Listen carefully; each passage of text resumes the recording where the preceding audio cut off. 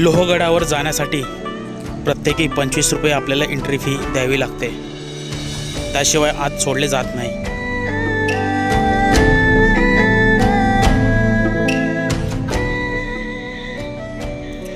लोहगड म्हणजे अतिशय मजबूत आणि बुलंद असा किल्ला।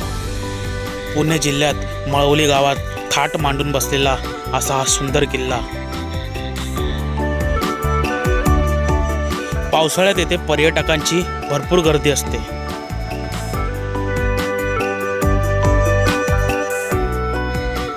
वेळोवेळी जीर्णोद्धार झाल्यामुळे येथील पायऱ्या आहेत तशाच आहेत।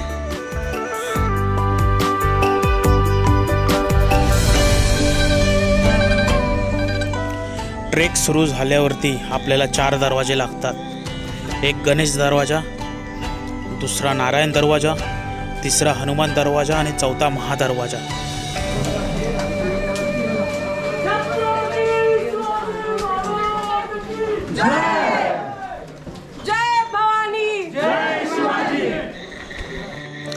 गणेश दरवाजापासून आत शिरल्यावरती आपल्याला सुंदर अशा तोफा बघायला मिळतात। सूचना फक्त एवढीच आहे की या तोफांना हात लावू नका।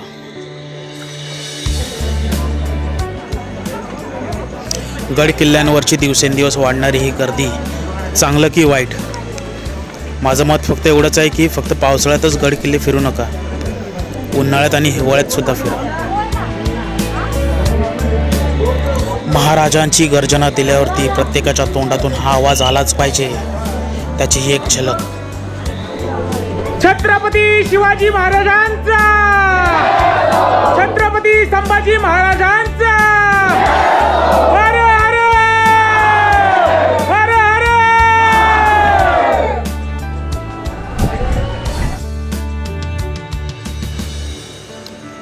कितीही गर्दी वाढली तरी आम्हाला गडाच्या उच्च माथ्यापर्यंत पोचायचे होते, त्याच्यासाठी चाललेली ही धडपड।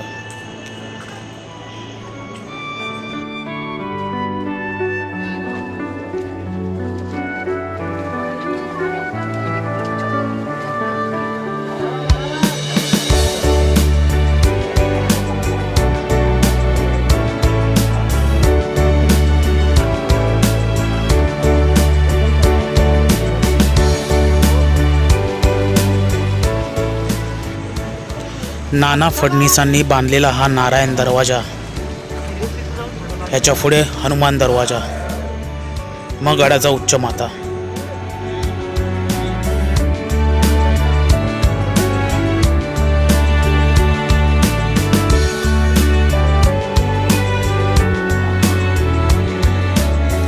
हनुमान दरवाजापासून थोडं पुढे चालत आल्यावरती आपल्याला एक दर्गा लागतो,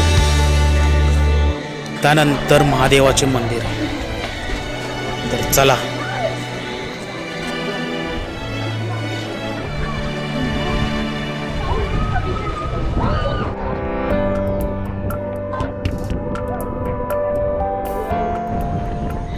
तर हे आहे महादेवाचे मंदिर। समोर भरपूर धुकं होतं, त्याच्यामुळे काहीच दिसत नव्हतं, कुठे जायचं आहे काहीच कळत नव्हतं। आम्हाला गाठायचा होता तो विंचूकडा। आम्ही विचारत आमची वाटचाल अशीच पुढे चालू ठेवली। अवघ्या 1 तासात आपण गडावरती पोचतो। मग पूर्ण गड फिरण्यासाठी आपल्याला कमीत कमी 1.5 तास तरी लागतो। शेवटी विंचूकडा आम्ही गाठलाच। धुक्यांमध्ये लपून बसलेला हा विंचूकडा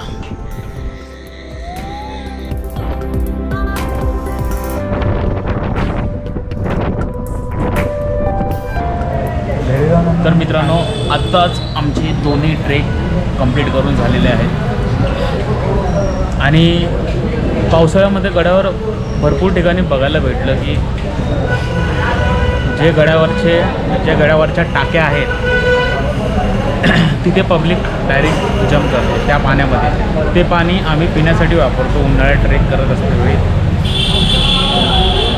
पण त्यांचं करायचं तरी काय, कारण की ही पावसाळ्यातली अशी बेडकं ही बाहेर पडणारच, त्यांना कसं रोखायचं। आपण आपल्या परीने प्रयत्न करूया आणि अशीच आपली वाटचाल पुढे चालू ठेवूया। चला, जय शिवराय।